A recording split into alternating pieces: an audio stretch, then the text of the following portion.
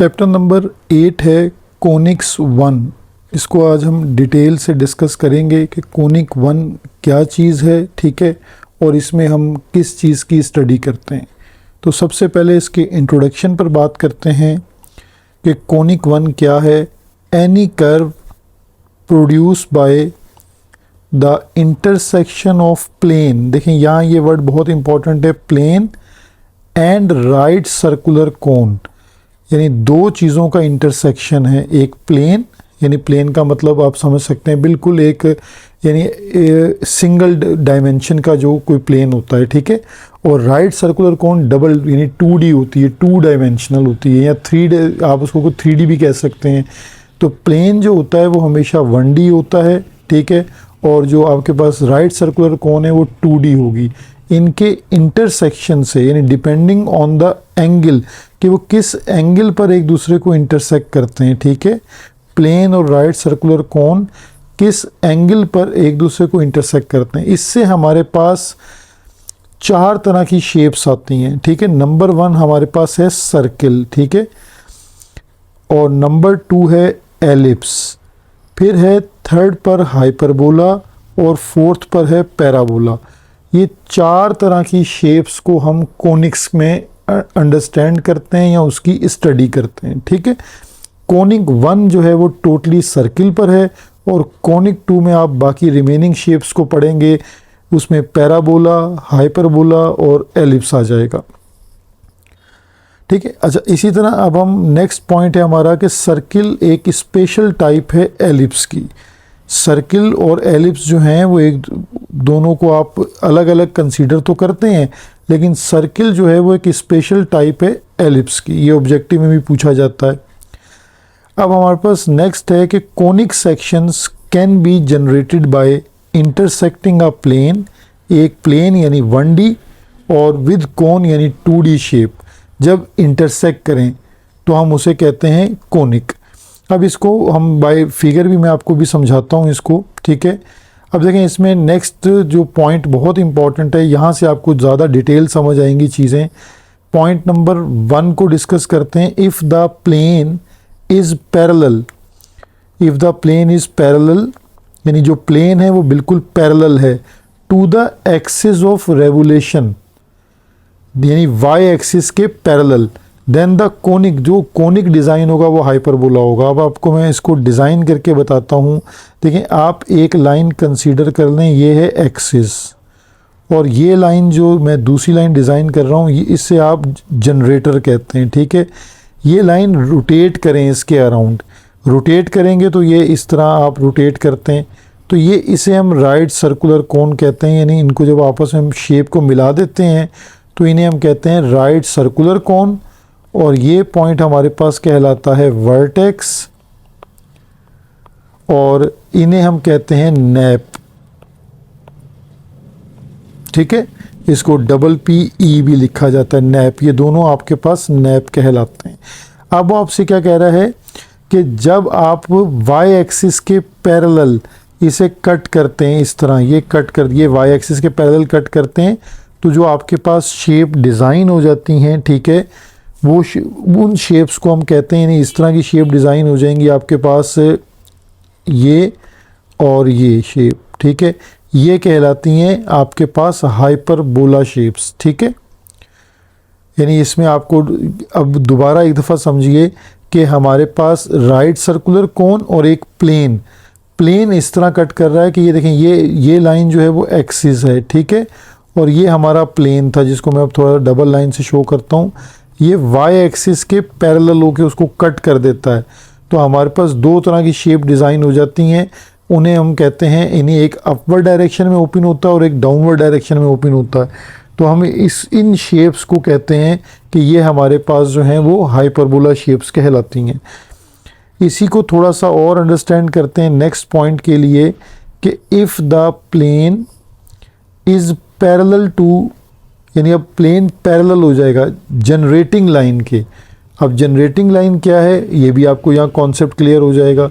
The conic is a parabola, तो अब हमें पैराबोला किस तरह मिल रहा है, जनरेटिंग लाइन क्या होगी। अब मैं दोबारा फिगर एक बना के बताता हूँ देखिए ये मैंने आपको बताया कि पहली लाइन आप फिक्स लाइन कर लीजिए, ये एक्सिस है, ये हमारे पास वर्टेक्स है जहाँ से हमारी जनरेटिंग लाइन ने गुजरना है। अब इसको रोटेट कीजिए, गोलाई में घुमाइए, तो ये लाइन इस तरह यहाँ पर भी रिफ्लेक्ट होगी ऐसे, ठीक है।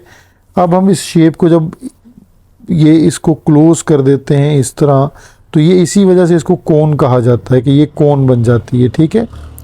अब इस लाइन के, यानी ये जो हमारे पास जनरेटिंग लाइन है, ये वाली लाइन है जनरेटिंग लाइन, ठीक है, जनरेटिंग लाइन,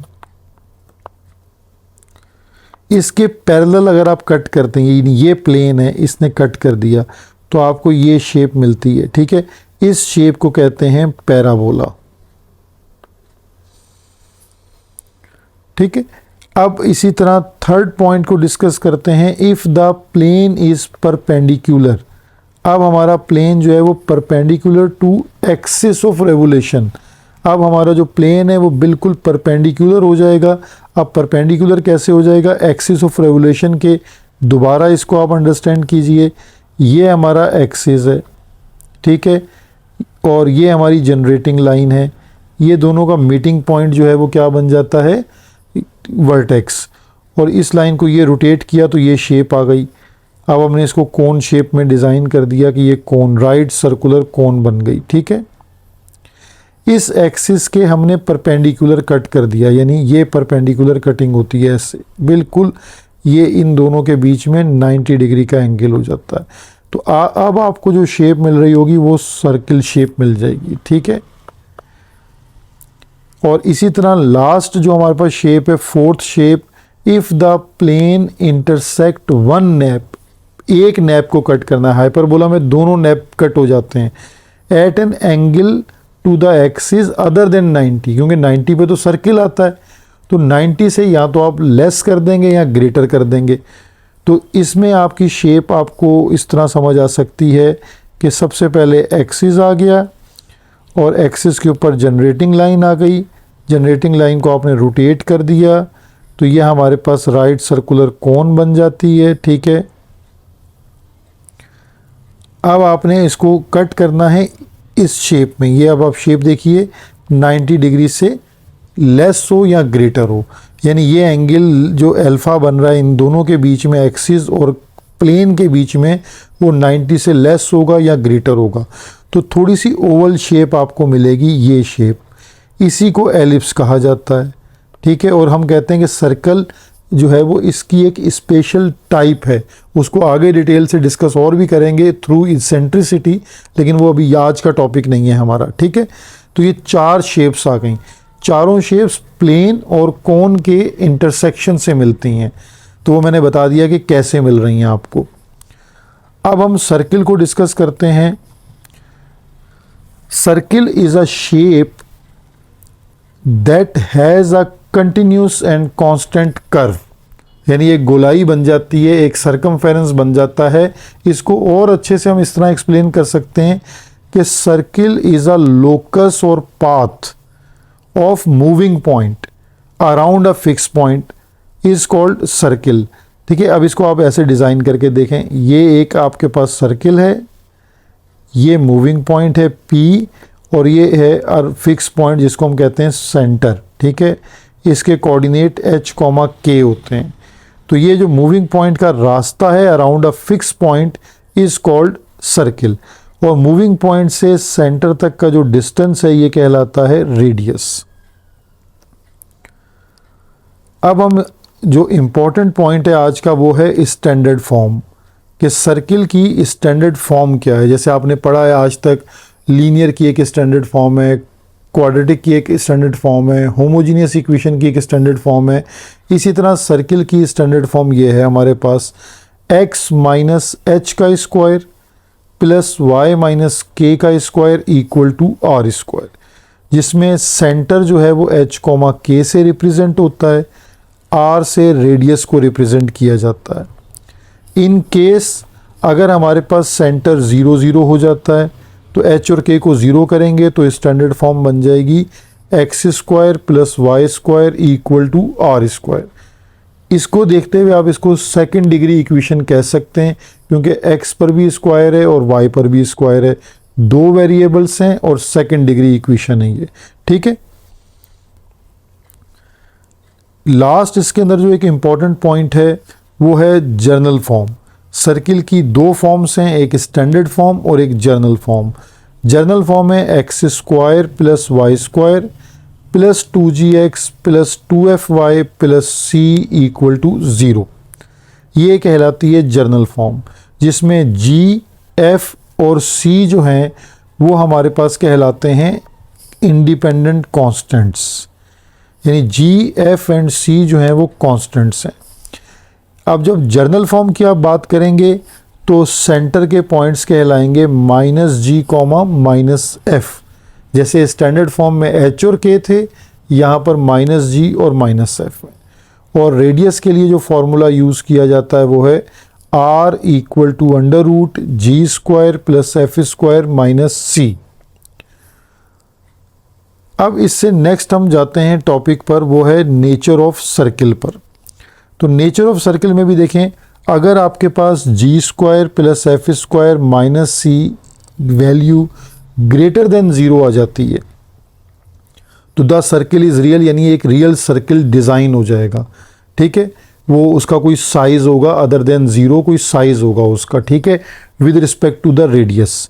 लेकिन अगर g² plus f² minus c की वैल्यू इक्वल टू 0 आ जाती है, इट मीन्स कि ये सर्किल श्रिंक होके सेंटर यानी एक पॉइंट सर्किल बन गया। इसको हम पॉइंट सर्किल ही कहते हैं, यानी एक डॉट बन गया, सिंपल 0 बिल्कुल।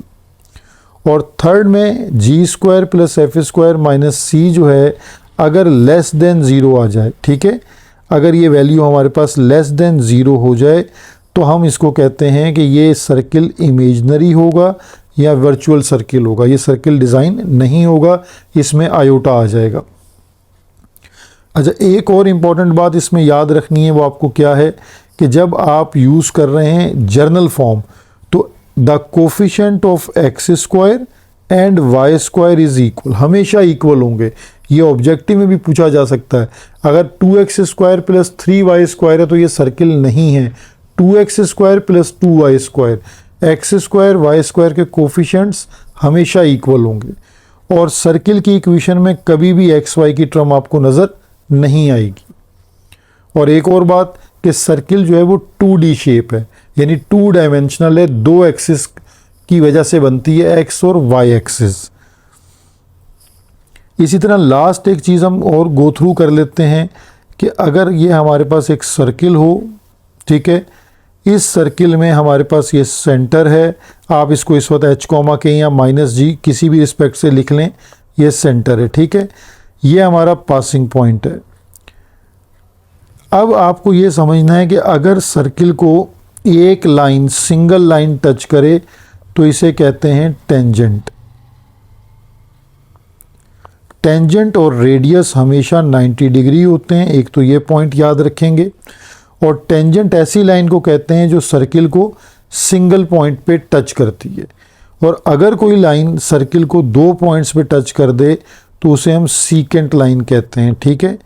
तो ये भी हमें, क्योंकि कॉन्सेप्ट आगे यूज़ करना है, तो ये दोनों बातें भी आपको याद हों कि टेंजेंट लाइन सर्किल को सिंगल पॉइंट पे टच करती है और सीकेंट लाइन 2 पॉइंट्स पर सर्किल को इंटरसेक्ट करती है, ठीक है।